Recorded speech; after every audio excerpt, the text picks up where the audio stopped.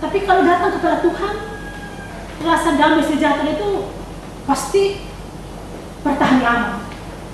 Karena damai sejahtera daripada Tuhan adalah bukan semu, ya, tetapi kekal abadi.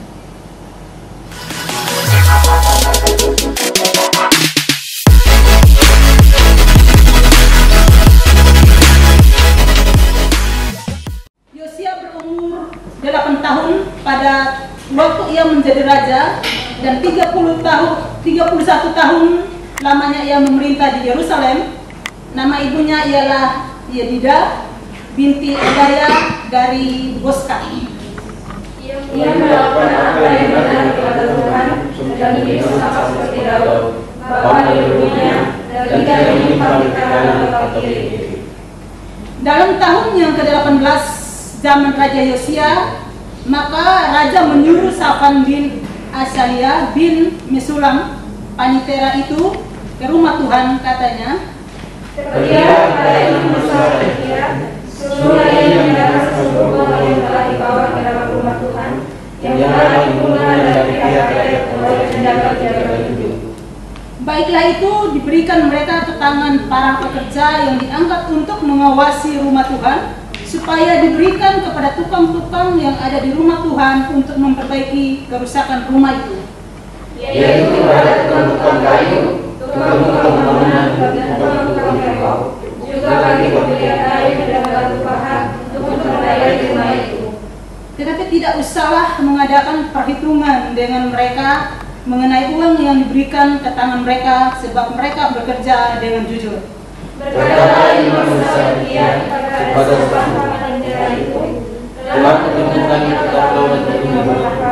Lalu Hizkia memberikan kitab itu kepada Safan, dan Safan terus membacanya. Kemudian Safan panitera itu masuk menghadap raja. Disampaikannya lah kabar tentang itu kepada raja. "Hamba-hambamu ini telah mengambil seluruh uang yang terdapat di rumah Tuhan dan memberikannya ke tangan para pekerja yang diangkat mengawasi rumah itu." Safan panitera itu memberitahukan juga kepada raja.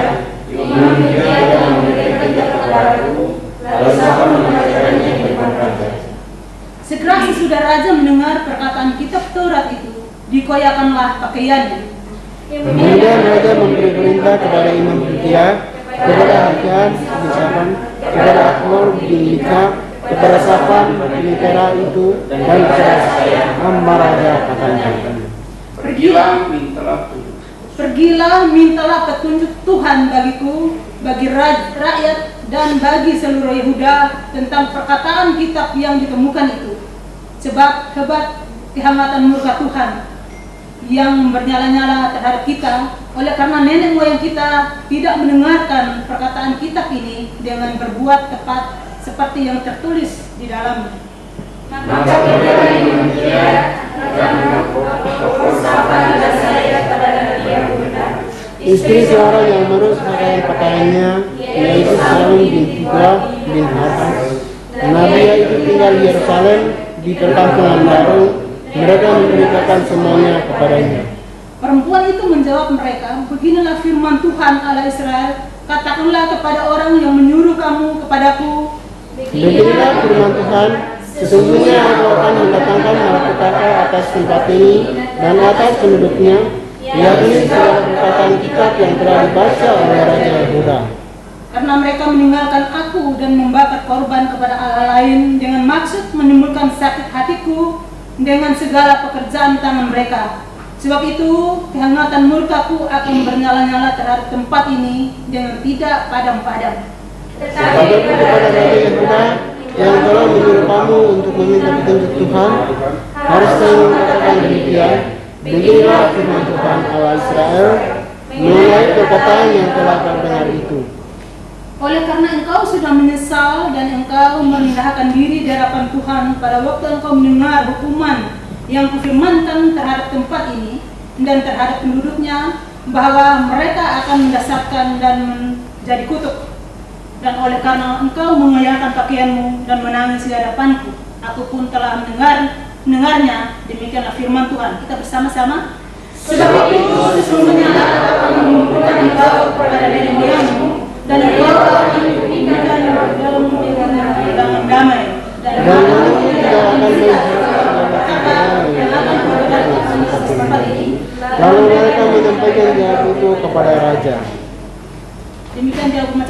Tuhan, barang siapa bertelinga hendaklah ia mendengar dan melakukannya di dalam hidupnya hari lepas hari. Jemaat Tuhan dipersilakan kembali.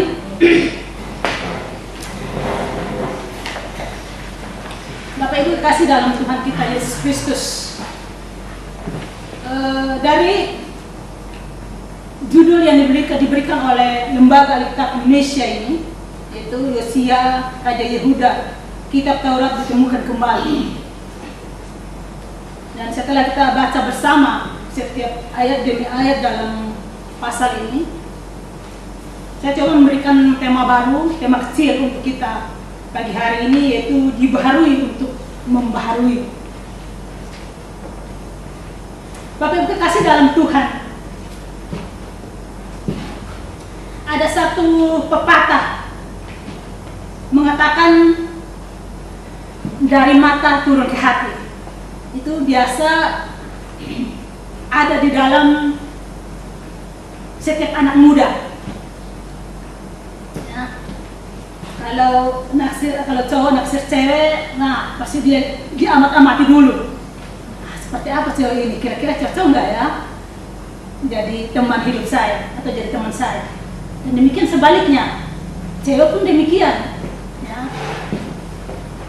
Jadi Bapak Ibu kasih dalam Tuhan, umumnya mata disebut sebagai jendela bagi jiwa. Mata memperlihatkan keindahan dan keburukan seseorang.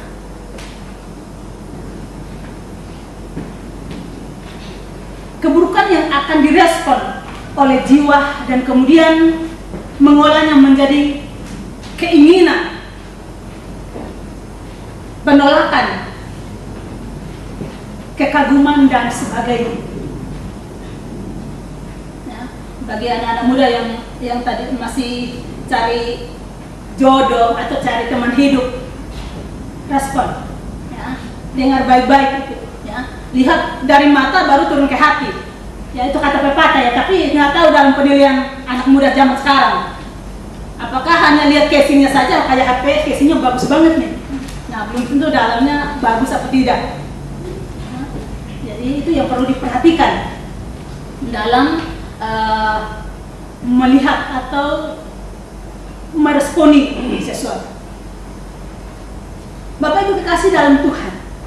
Namun apabila kita merujuk dalam Roma pasal 10 ayat yang ke-17 disebutkan di sini, iman timbul dari pendengaran dan pendengaran oleh firman Kristus.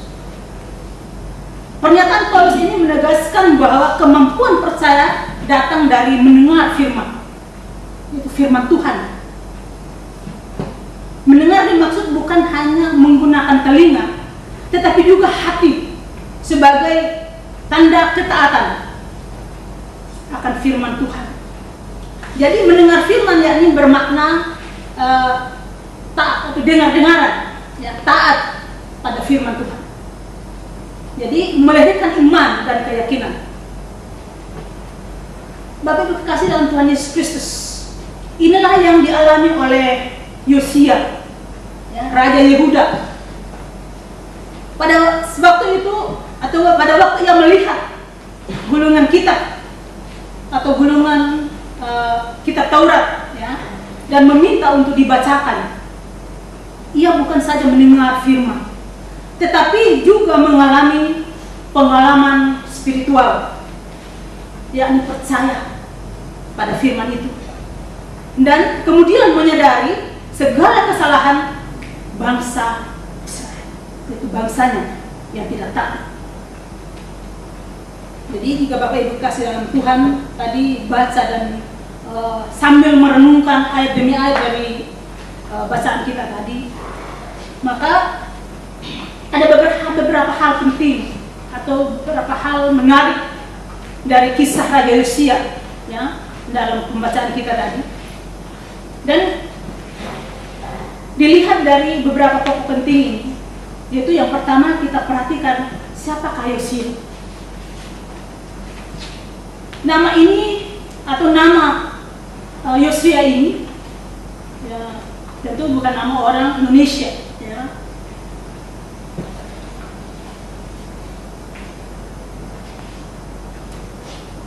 Dari bahasa Ibrani. Ya. Jadi nama Yosua ini berarti Tuhan menopang. Ya. Jadi jika Bapak Ibu melihat di dalam 2 Tawari tadi yang dibaca ayat 1-nya, itu arti daripada Yosia. Ya. Jadi Yosua ini adalah salah satu raja Israel atau Yehuda, Israel Selatan, ya, yaitu Yehuda.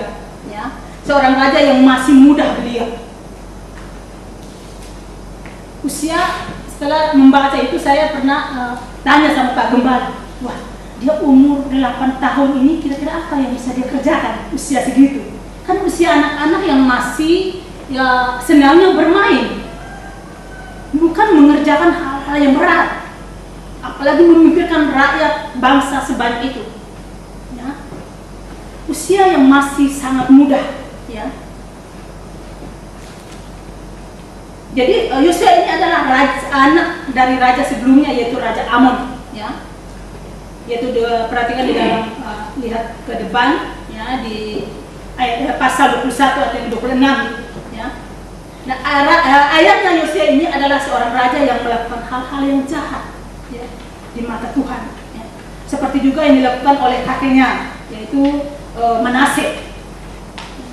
Jika Bapak Ibu sudah membaca kitab Raja-Raja, itu tidak ada yang namanya hari yang mereka hari sukacitanya. Ya paling sejenak, tapi kerjaannya perang terus. Ya. Jika perhatikan di situ, jadi ketika baca saya merenungkan, aduh Tuhan, coba kita ini hidup di zaman itu kayak apa, gitu ya. Yang zaman yang sekarang aja yang istilahnya masih aman-aman kita, ya mungkin di beberapa tempat ada yang ya perang-perang apa segala macam.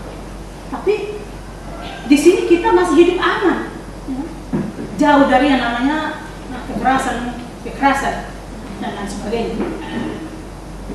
Tapi bagaimana dengan Yosia berumur 8 tahun ini? Dia bisa memimpin bangsa yang begitu banyak.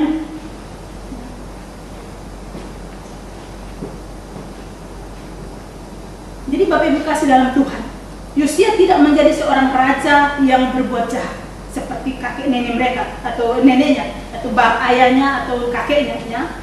Jadi sebaliknya ia melakukan apa yang benar di mata Tuhan dan hidup seperti Daud moyangnya, ya, atau bapak leluhurnya, ya, dan tidak menyimpang ke kanan atau ke kiri. Itu di dalam 2 Raja-Raja pasal 22 ayat kedua itu. Kalau Bapak Ibu kasih dalam lihat, ya. Demikian juga tadi dibaca di dalam nas pembimbing kita tadi di dalam 2 Tawari pasal 34 yang kedua, ya.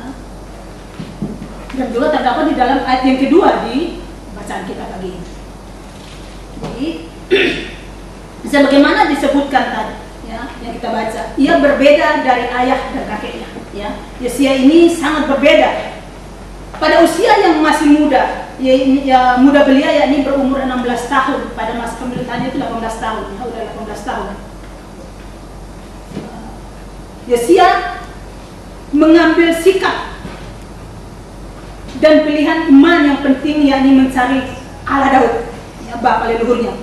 Ia bukan saja membaharui imannya di hadapan Allah, tetapi juga menggunakan kekuasaannya untuk membaharui iman bangsa Israel yang dipimpinnya. Hal ini terlihat ketika pada usia 20 tahun, yakni pada tahun ke-12 masa pemerintahannya, Yosia menguduskan bukit-bukit pengorbanan untuk para berhala dan menghancurkan patung-patung pahatan dan tuangan. Jadi yang ketiga dari 2 Tawari pasal 34. Para baal ini diratakan oleh Yosia dengan cara menghancurkan seluruh mesbah-mesbah penyembahan mereka. Tidak ada satupun yang dibiarkan. Karena bangsa Israel sudah berbalik untuk menyembah berhala, sehingga ketika zaman Yosia ini dia ubah semuanya menjadi percaya pada Tuhan. Penyembah Baal dihancurkan, patung-patung berhala dihancurkan oleh Yosia. Ya. Dan mereka berbalik untuk menyembah Tuhan yang kudus, menyembah Tuhan yang benar. Tidak ada yang tersisa dari Baal itu di Yehuda, bahkan hingga menyeberang ke daerah utara. Ya. Kalau perhatikan maju lagi ke 2 Tawari pasal 34 hingga yang ke-7. Ya. Maka Bapak Ibu kasih dalam Tuhan, kita dapat melihat bahwa Yosia ini adalah raja Yehuda yang sungguh-sungguh mencari Tuhan dan sangat aktif untuk membangun iman bangsanya, untuk membawa bangsanya datang kepada Tuhan, beribadah kepada Tuhan. Jadi tidak lagi menyembah Baal, menyembah patung-patung buatan mereka, tangan mereka.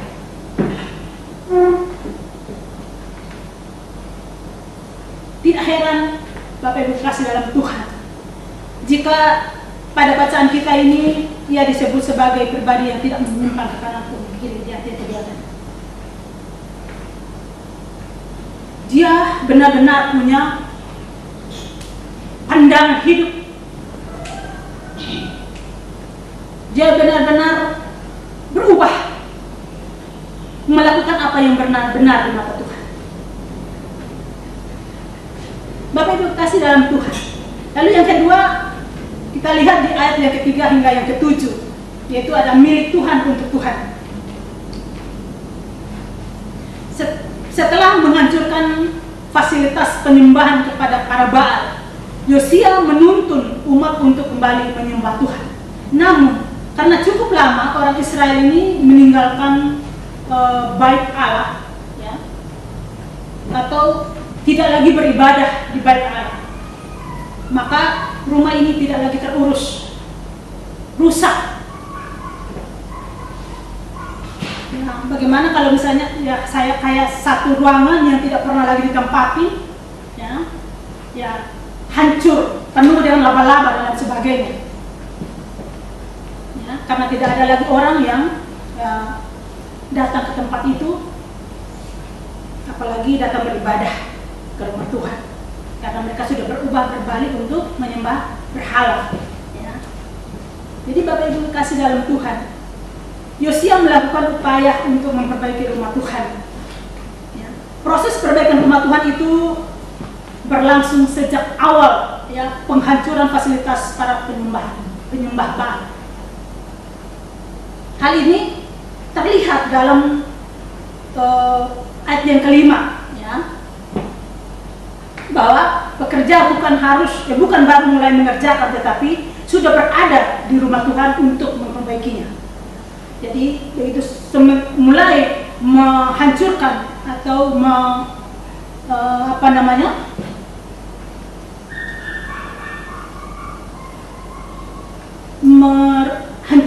bait Allah, penyembah berhala itu, ya, atau para Baal itu, ya, tapi pekerja-pekerja bait Allah sudah dipersiapkan oleh Yosia untuk memperbaiki rumah Tuhan.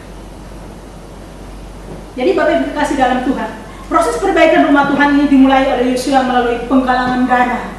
Ya. Jadi tidak hanya ngomong saja seperti itu, tapi dia sudah mulai dengan cara menggalang dana dari rakyat, ya, untuk membantu membangun rumah Tuhan. Ya. Caranya adalah lewat mewajibkan rakyat untuk berpartisipasi mengumpulkan dana untuk kebutuhan pembangunan bait Allah. Kalau perhatikan di ayat yang keempat, ya. Jadi perlu kita lihat di sini atau perlu diteladani, ya, bahwa Yosia ini melibatkan rakyat, ya, melibatkan seluruh jemaat atau umat Israel pada zaman itu, ya, yang berada di bawah perintahnya, kekuasaannya si Yosia. Ya. Jadi bahwa dana yang dikumpulkan berasal dari rakyat juga, ya, itu tentu sangat mungkin dana kerajaan juga disumbangkan, ya, untuk pembangunan bait Allah. Ya. Rakyat juga, supaya rakyat juga merasa bertanggung jawab pada rumah Tuhan tersebut. Ya. Jadi mereka merasa memiliki, ya, bahwa rumah Tuhan itu harus dijaga, diurus, dirawat dengan baik. Jangan cuma hanya rumah tempat tinggalnya sendiri yang boleh bagus, tetapi rumah Tuhan yang dibiarkan terbengkalai. Nah, itu yang maksud Yosua, supaya rakyat itu merasa memiliki bertanggung jawab dengan rumah Tuhan. Jadi perhatikanlah bahwa sejak awal pengumpulan dana tersebut ditujukan hanya untuk digunakan memperbaiki rumah Tuhan. Jadi bukan untuk yang lain-lain, khusus untuk rumah Tuhan. Jadi bukan untuk kepentingan Yosia. Jadi itulah sebabnya Yosia meminta para kolektan atau pengumpul dana untuk segera menyerahkan kepada pengawas rumah Tuhan. Jadi ketika dana dikumpulkan tidak disimpan, tetapi segera langsung dikasih kepada orang yang sudah dipercayakan untuk mengerjakan rumah itu. Jadi Bapak Ibu kasih dalam Tuhan, Yosia juga secara khusus menentukan orang kepercayaan. Jadi kita lihat tadi, yaitu imam, seorang panitera bernama Safan, sebagai pengantar dana tersebut. Karena Yosia percaya bahwa Yosafat pasti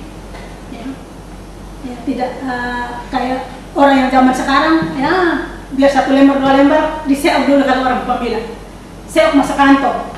Tapi Safan tidak demikian, sehingga dipercaya oleh Yosia, Raja Yosia, untuk mengumpulkan dana tersebut. Jadi Bapak Ibu kasih dalam Tuhan, Yosia sangat serius tentang hal ini. Uang yang dikumpulkan untuk Tuhan atau bait Allah harus digunakan murni untuk pekerjaan Tuhan. Bisa saja dengan segala kekuasaannya ia menyelewengkan dana tersebut karena dia berkuasa. Bisa saja dia secara manusia, kalau dia tidak takut Tuhan.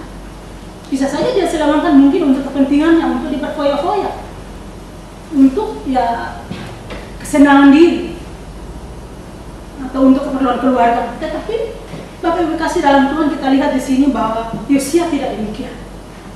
Dia sangat serius untuk pembangunan bait Allah. Jadi Bapak Ibu kasih dalam Tuhan, Yosia ini adalah pribadi yang jujur, yang menekankan tentang kejujuran juga di hadapan Tuhan. Dia tidak melakukan hal-hal yang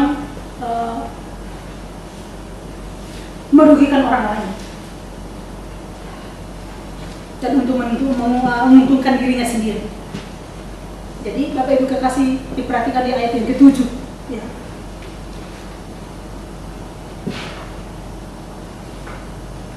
Tetapi tidak usahlah mengadakan perhitungan dengan mereka mengenai uang yang diberikan ke tangan mereka, sebab mereka bekerja dengan jujur.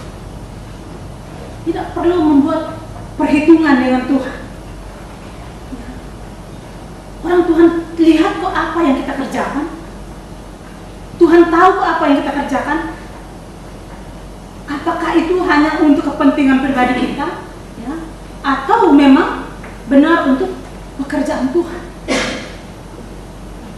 Bapak Ibu kasih dalam Tuhan, ketika dana itu dipercayakan sepenuhnya kepada para pekerja tanpa perlu membuat hitungan atau perincian dengan Tuhan, alasannya hanya satu, yaitu karena mereka bekerja dengan jujur.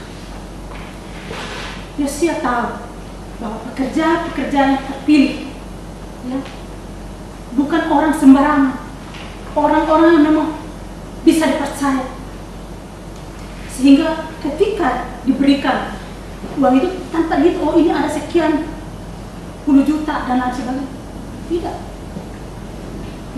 Yosia sangat percaya sama pekerja-pekerja karena apa? Sudah terpilih.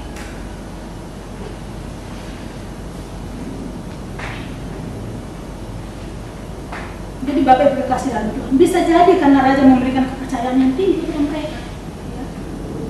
Jadi kalau sudah diberikan kepercayaan, apalagi kalau orang sekarang agak susah, sudah diberikan kepercayaan tapi menyalahkan kepercayaan, salah gunakan kepercayaan. Bapak Ibu mungkin pernah kerja sama orang Cina. Kalau orang Cina itu, kalau kita sudah diberi kepercayaan, sekali saja, titik saja kita buat kesalahan itu, dia sudah tidak akan percaya. Sudah dianggap semua perbuatan kita walaupun baik, cuma hanya titik saja, sudah dianggap berubah nol. Jadi kalau orang Cina, kerja sama orang Cina memang bagus juga sih sebenarnya. Jadi menguji kejujuran. Ya. Bapak Ibu kekasih dalam Tuhan, sangat mungkin dengan teliti sang raja ini menyaring orang-orang tertentu yang dianggap jujur dalam bekerja. Ya. Intinya Yosia ini menyiapkan dengan matang, termasuk soal dana, ya, agar tidak diselewengkan atau tidak dipakai untuk hal-hal yang tidak penting. Ya. Jadi sebab milik Tuhan harus kembali kepada Tuhan. Ya. Jadi bukan untuk manusia. Jadi Bapak Ibu kasih dalam Tuhan, misalnya hari ini meluangkan waktu datang ke tempat ini untuk kita bersama-sama beribadah kepada Tuhan. Itu bukan karena kita hebat, ya, tetapi karena Tuhan sudah memberikan kita waktu selama seminggu lamanya dari Senin sampai Sabtu untuk kita bekerja. Hanya 2 jam paling lama kita datang ke gereja bersama-sama dengan orang percaya untuk memuji Tuhan, untuk menyatakan segala syukur kita atas pemeliharaan Tuhan dalam hidup kita sepanjang hari-hari yang sudah kita lewati. Tapi ada juga orang yang mengabaikan hari itu. Ya. Banyak orang yang mengabaikan hari itu, dipakai untuk karena sudah capek, sudah lelah selama seminggu lamanya bekerja, sehingga hari Minggu itu dianggap sebagai hari libur, sehingga diabaikan untuk pergi beribadah, pergi ke tempat-tempat rekreasi untuk menyenangkan diri sendiri. Seperti kemarin saya sempat duduk di luar, kami pergi menjenguk Pak Sipri karena kami dapat berita beliau sakit. Kata istrinya dia pingsan dan keluar busa dari mulut, jadi kami kalah kabut, kami berangkat ke sana dan memang beliau lagi sakit. Dan kebetulan di persis di sebelah rumahnya itu ada ruang dipakai untuk orang di situ ya nyanyi-nyanyi, karaokean dan lain sebagainya. Jadi orang dari mana-mana datang ke situ. Ya. Jadi sambil saya duduk di luar karena dalam panas saya nah beginilah ya, kita orang dunia ini datang cari kesenangan sesaat. Saya ngobrol dengan adiknya dari Pak Sipri, ya beginilah ya. Tapi ketika saya lihat muka-muka stres semua yang datang ke situ, ya, hanya untuk menghilangkan stres. Tapi ketika pulang dari situ ke rumah, saya rasa pasti stresnya kambuh lagi, nggak bakal hilang. Ya kan cuma kesenangan sesaat, ya. Tidak untuk selamanya. Tapi kalau datang kepada Tuhan, rasa damai sejahtera itu pasti bertahan lama, karena damai sejahtera daripada Tuhan adalah bukan semu, ya, tetapi kekal abadi. Jadi Bapak Ibu kekasih dalam Tuhan, kita di ayat yang ke-10 hingga yang ke-13, ya, mendengar firman mengalami pembaharuan. Peristiwa yang mengejutkan justru terjadi pada Safan yang mengantar dana pembangunan itu kepada Hizkia imam besar di Bait Allah. Yakni telah ditemukan kitab Taurat di rumah Tuhan, ya, di ayat ke-8. Tidak diketahui apakah 5 kitab yang ditemukan ataukah hanya bagian tertentu. Tetapi bukan hal itu yang menjadi perhatian kita pada saat ini, dalam melainkan apa yang terjadi selanjutnya. Safan datang menemui raja dan menyampaikan bahwa telah ditemukan kitab Taurat, ya, oleh Hilkia, ya, imam di Bait Allah, ya. Dan kemudian atas inisiatif Safan, ya, sendiri, ia membacakan kitab itu di hadapan Yosia. Ya, perhatikan ayat yang ke-10, ya. Jadi Bapak Ibu kasih dalam Tuhan, kita melihat hal penting dan menarik dari peristiwa pembacaan kitab Taurat ini, ya. Dan reaksi Raja Yosia seperti apa? Perhatikan Bapak Ibu kasih dalam Tuhan, mengapa Yaitu yang pertama, mengapa Safan serta mereka membaca kitab itu di hadapan Raja Yosia. Hal ini menarik untuk kita ketahui, Bapak Ibu dikasih dalam Tuhan. Perhatikan di ayat yang ke-8 ya. Ketika ia menerima, pokoknya sebelum Safan membaca Taurat ini di hadapan Yosia, ia telah lebih dahulu membacanya, bukan bahkan secara terus menerus ya, bukan hanya sekali saja ya, bukan hanya ingin cari tahu apa isinya ya, apa isinya apa, tidak sekedar itu Bapak Ibu kasih dalam Tuhan, tetapi dia ingin dibaca terus menerus supaya tahu apa maksud dari isi kitab itu.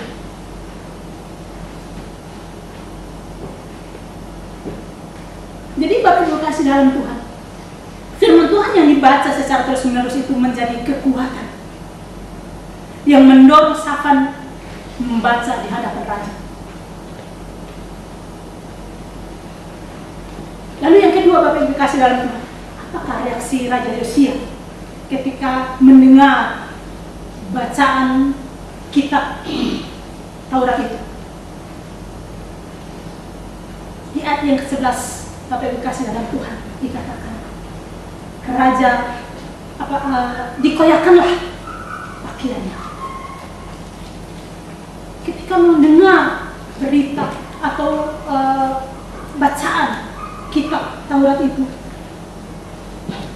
Apa yang terjadi? Dikoyakkan Bapak Ibu kasih dalam Tuhan, pakaiannya disobek.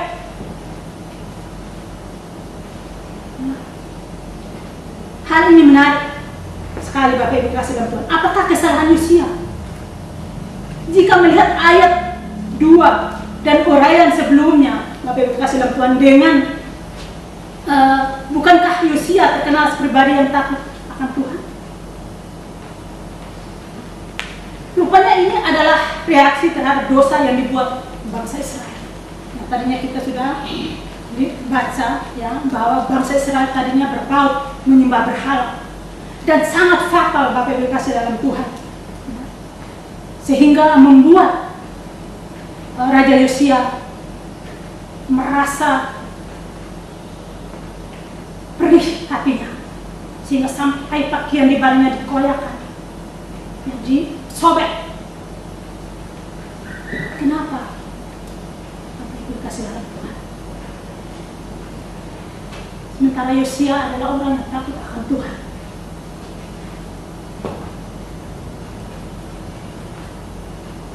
Rupanya ini adalah reaksi terhadap dosa mereka, bangsa Israel.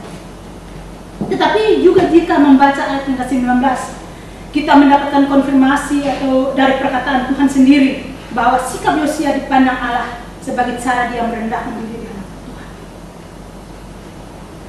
Allah Israel.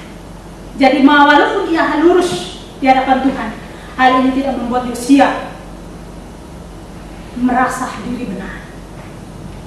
Ia justru merendahkan dirinya dan menyesali dosa-dosa yang terjadi karena bangsa Israel, bangsanya. Jadi Bapak Ibu kasih dalam Tuhan, bagaimana dengan kita?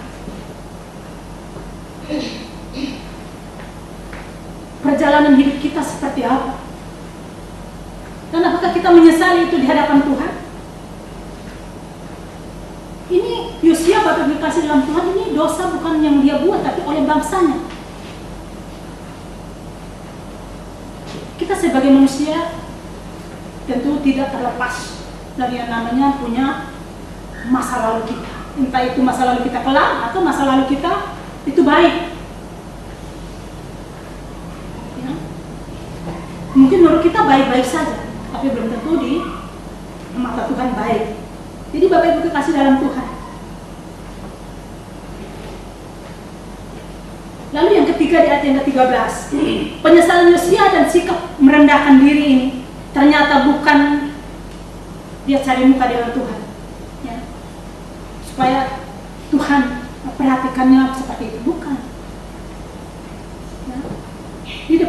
Bukan demikian Bapak kasih. Hal ini terlihat dari perintah yang ia berikan kepada Imam besar Hilkiah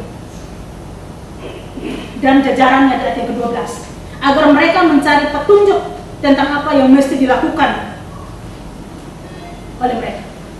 Yosia tidak membiarkan Taurat itu begitu saja.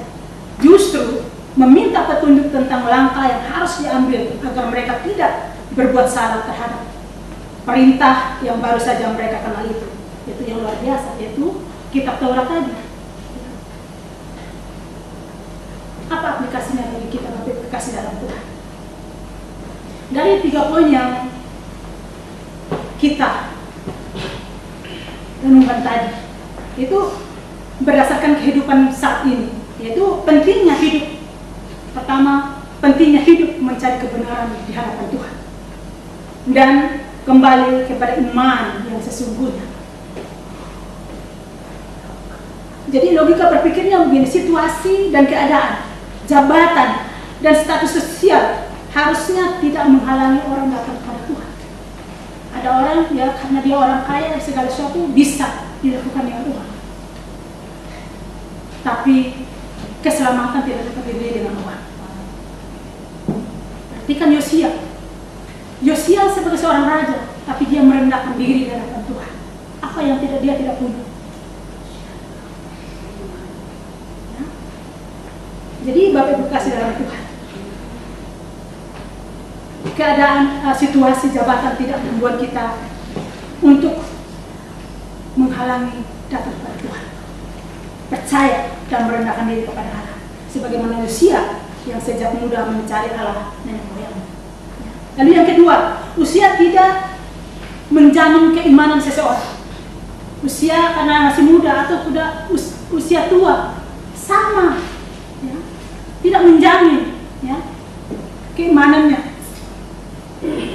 Jadi hal ini terbukti pada usia yang secara mandiri sejak usia 20 tahun ya, memeluk iman yang baru yang tadinya ya, dia belum percaya Tuhan.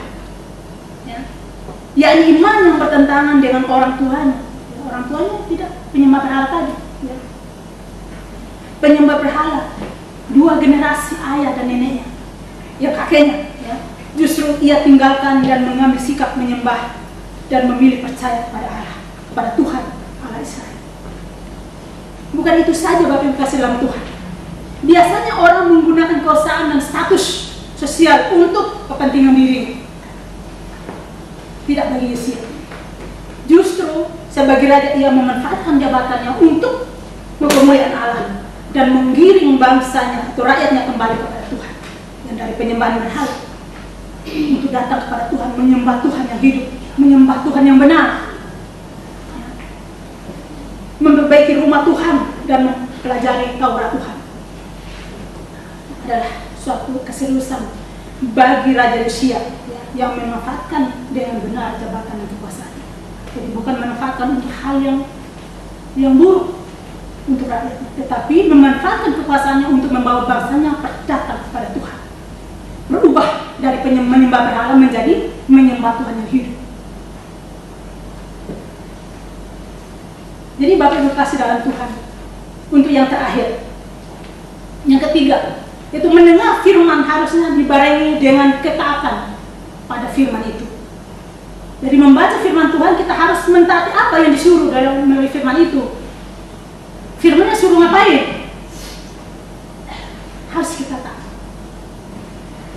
Ya? Sebab dengar firman tidak sama dengan dengar-dengaran pada firman Tuhan. Dengar firman berarti merenungkan dan melakukan. Ya? Melakukan, taat. Jadi banyak orang sering mendengar firman, tetapi apakah kemudian membuka hati pada kebenaran itu? Hanya mendengar, tapi tidak membuka hati dan tidak mau membuka diri untuk firman Tuhan, untuk berubah dari cara hidupnya. Yang Tuhan mau adalah kita mendengar dan melakukan firman Tuhan. Jadi Yosia memberi contoh yang menarik, ya Bapak Ibu kasih dalam Tuhan. Kerendahan hatinya di hadapan Tuhan, ya, di hadapan Allah adalah hal yang penting. Padahal dia baru mengenal firman Tuhan, ya. Bisa jadi beralasan. Dia bilang, wajar dong jika bikin dosa. Kalau kita baru tahu kebenaran itu. Tidak ada pembelaan seperti itu Bapak Ibu kasih dalam Tuhan. bagi Yosia. Ia malah menyesal dan merendahkan diri di hadapan Tuhan sampai mengoyakkan pakaiannya. Jadi Bapak Ibu jemaat Tuhan yang kasih dalam Tuhan Yesus, Yosia melakukan hal yang sangat penting, yakni ketika hatinya disentuh oleh Taurat, ketika dia membaca firman Tuhan, hatinya tersentuh, hatinya digerakkan untuk melakukan yang benar. Ia kemudian dibaharui hatinya bahwa ternyata selama ini bangsa Israel membuat sangat marah dan murka Allah membara baginya. Ia mencari kebenaran ini dan ingin mengetahui apakah langkah selanjutnya. Tujuannya adalah supaya ia dan bangsa ini terhindar dari murka Allah.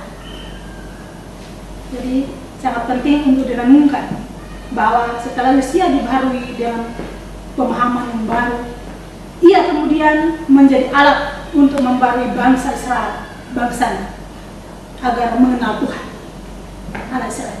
Jadi mereka yang telah dibaharui haruslah bersedia membaharui orang lain juga. Amin untuk firman Tuhan.